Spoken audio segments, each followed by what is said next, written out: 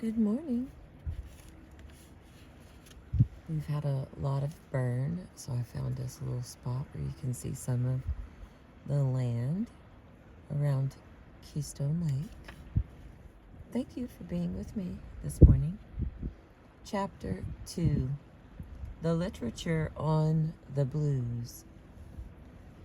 If a man don't never study, all you wouldn't have no blues. Yank, Rochelle, Little Sarah. This one's written by Nicholas Callis. Criticism has a twofold task. One purely historical consists in situating a work in the past by the presentation of documents and of proofs. But the second, which can be done by poets only, consists in evaluating works according to the poetic needs of the present. All right, now we begin the chapter. From the onset, we must emphasize our irritation at the lack of understanding we have of the specific emotional meaning of music. No one has been able to explain why certain melodies are more appealing than others, why the blues actually sounds blue, aside from obscure cultural connotations, if indeed it does at all, why certain instruments appeal to some people and not to others, etc. With only the most minor exceptions, these mysteries remain unsolved, but there are a number of closely related areas to which we will be immediately drawn. Matters are confused by the fact that the listener often tries to concretize his emotional response to the music by displacing the effect associated with the music onto the lyrics. In connection with this, it must be mentioned that the criteria for determining what is or is not a blues is precisely the manner in which the song is played or sung, and not simply the words. Whatever Bessie Smith sang automatically became a blues. Contrariwise, records such as 101 Strings Play the Blues are only laughable. Yet attempts to define the blues, even by the well-informed, have often been as confusing as they were intended to be clarifying. Getting windier by the second. At this point, let us investigate some of the opinions of other critics regarding the nature of the blues. A detailed survey of the entire literature is in no way called for here. All that is necessary is a short discussion of those writers who have in some way dealt with the blues in either a psychological or a poetic context. Among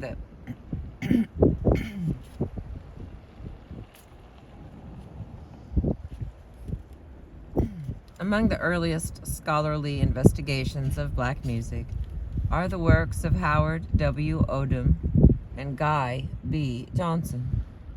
They collected an enormous number of songs, and one chapter of Negro Workday Songs from 1926 is devoted to the blues. They describe the blues as being plaintive, giving the impression of melancholy and loneliness, dealing almost exclusively with love relations, self-pitying and characterized by naivete of expression and lack of conventionality. These last two characteristics have seldom been mentioned by other writers, doubtless because more liberal white writers feared the accusation of racism that might be hurled if they dwelt on the quaint naivete of blues lyrics. It remains to be seen whether or not it is racist to observe that blues lyrics betray a certain naivete.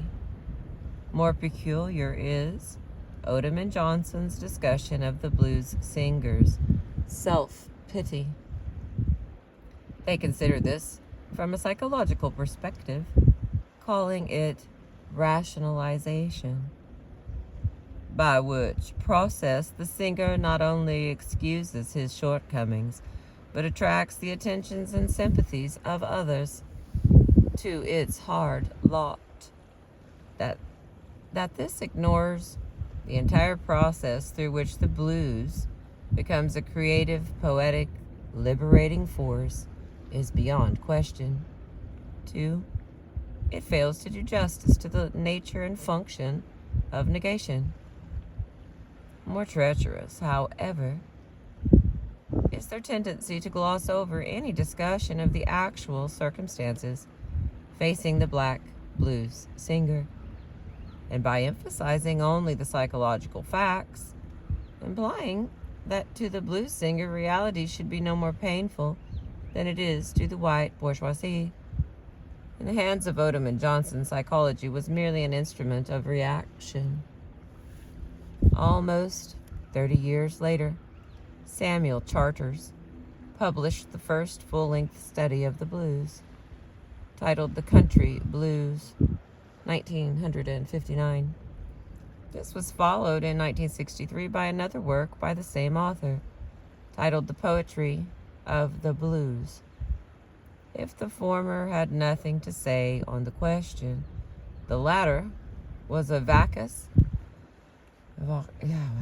academic attempt to discuss the blues as a poetic phenomenon.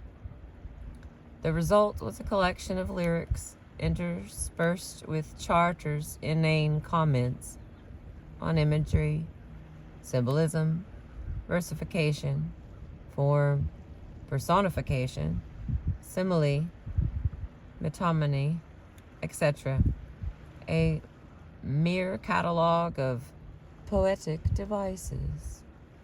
Most of the work is devoted to Charles' attempts to explain the lyrics, usually by paraphrase, while the term poetry is mentioned hundreds of times.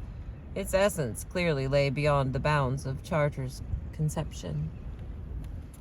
Leroy Jones, author of Blues People, might be expected to have appreciated the blues' poetic and revolutionary essence, but his theoretical orientation limited him to perceiving only the broad social and not, as Harold Crews pointed out in 1968, the political implications of blues, not to mention its other qualities as the poetic voice of working-class blacks.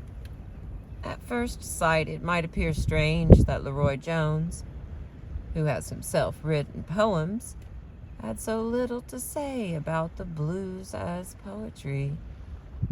But his book of poems, preface to a 20-volume suicide note, reveals him as a follower of the academic poetic theories of the late Charles Olson, a dead end along which new revelations could not possibly turn up. It is obvious that Jones' preoccupation with the mere technique of poetry, combined with his surrender to the dogmas of realism in his plays, blinded him to the real poetic genius in the blues. Considering this weakness on the poetic plane, along with Harold Crews's remarks on Jones' political shortcomings, one is less astonished by his subsequent evolution. Having passed through an ill-defined literary leftism, Jones is now, under his new name, Imamu Baraka, boss of an extremely rightist, exploitative, urban political machine in the Newark, New Jersey ghetto. Not surprisingly, Jones today has little or nothing to say about the blues. Interestingly enough, one of the few who can be cited as having perceived the significance of blues as poetry is the Marxist economist Eric Hobsbawm, who, writing as Francis Newton in 1959, said, "The blues are unquestionably the finest body of living folk poetry in the modern industrial world." Okay, we got a little side category here. Urban blues, 1966. Oh, I'm wrong. That's just someone's writing. If you could see that there's like 1,000 commas on this page. I'm a lordy. Okay, Urban Blues, someone wrote this. By Charles Keel from 1966. Was a successful discussion of some aspects of the role of the blues and the blues singer in the black community. It interests us here only because of Keel's incredible attempt to use an obscure psychological tool, the Bales interaction scale, to rate blues singers. The utter inapplicability of the Bales interaction scale in this case, the total unsuitability of Charter's approach, serve to remind us that the modern mind requires more than facts. It requires poetic facts. From Frost Whitman, 1927. In the examples cited above, it remains clear that the poetic fact refuses to be replaced by any academic surrogate. Regarding Eric Sackheim's The Blues line, I can only repeat what I said about it when it was published. I am not inclined to forgive others who feel that blues songs can be raised to respectability by combining and comparing them in a totally artificial way with various other styles of poetry, usually of a less inspiring nature, that have already received traditional and academic approval. The most recent example of this ridiculous sort of academic tampering is the thoroughly nauseating compilation, The Blues Line, ... Although Sackheim does present more than 400 pages of occasionally choice lyrics, more accurately transcribed than usual, even these are presented in various artificial and unnatural metric arrangements. The assemblage at the end of the book, consisting of quotes from blues singers and quotes from other poets, and called a dialogue by Sackheim, is blatantly disgusting. All right, one page, babies. Recently, there has appeared a quite insidious article. Stephen Colt, 1972, in his introductory essay, The Country Blues Song Book, 1973. It cites dozens of folk couplets, Bible verses, and ballads, all with the intention of proving that the blues, having drawn on these sources to the extent cited, a narrow extent considering... Oh, shit. Oops. Sorry about that. Gave me a little tiny heart attack. I'm going to forget when I replay that. It's going to get me again. If anybody was resting and I woke you up, I apologize. The dirt is kicking up. Alright, let's try that again. Without... I'm sorry, I'm scaring the dog too. Whew. Okay, here we go.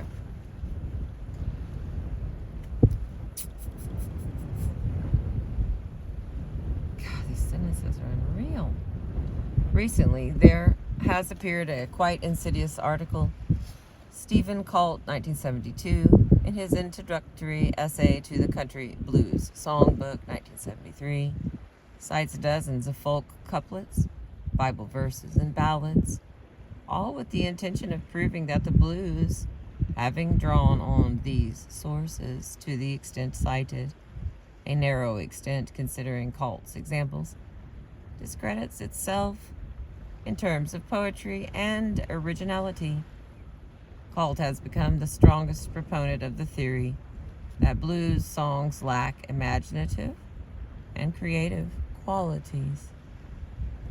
His entire thesis obscures the role of evolution and development in any form of creativity, pretending that the blues is more tradition-based than other poetic forms, and thus overemphasizing the traditional aspects of the development of the blues.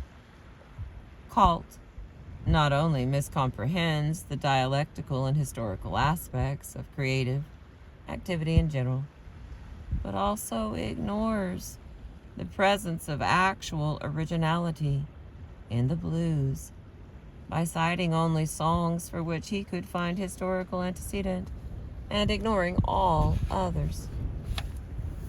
Cult would have us think that the blues exist only to the extent that the singers have borrowed their lines, of course, ignoring also the role of choice. But I think few are fooled by his attempt, for who could fail to see through his disguise, whereby degradation is cloaked in the pretense of the sober glance? Another work which requires our attention is Feel Like Going Home by Peter Guralnick, 1971. In spite of its various pages having appeared in the execrable Rolling Stone, this is an engaging and informative collection of interviews, but it is the nature of the introductory material that warrants our attention here. Guralnick insists that in no way is the blues protest music, because you see, the lyrics do not even deal with the subject.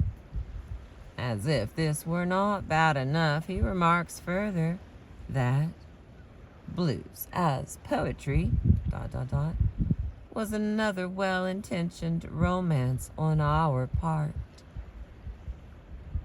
There are blues singers who might be considered poets if their images are chosen with sufficient care to bear repetition on the printed page.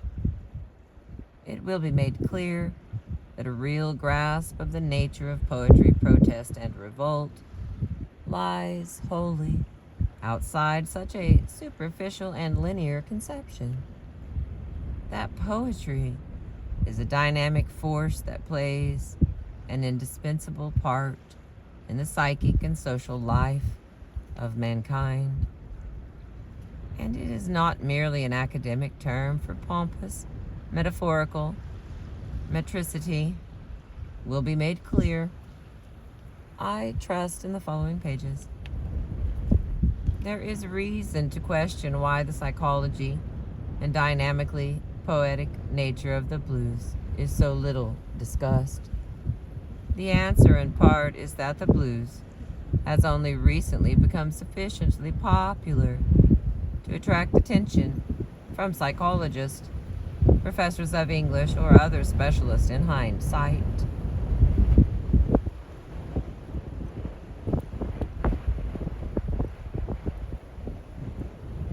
My eagle is flying back here.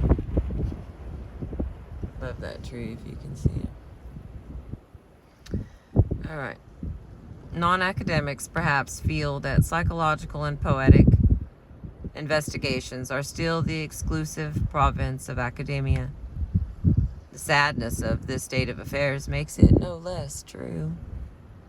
Perhaps this is a good place to recall that the most revolutionary and far-reaching thinkers of the past century, let us cite only Marx, Freud, and the Surrealists, worked outside and in opposition to the cloistered milieu of the university.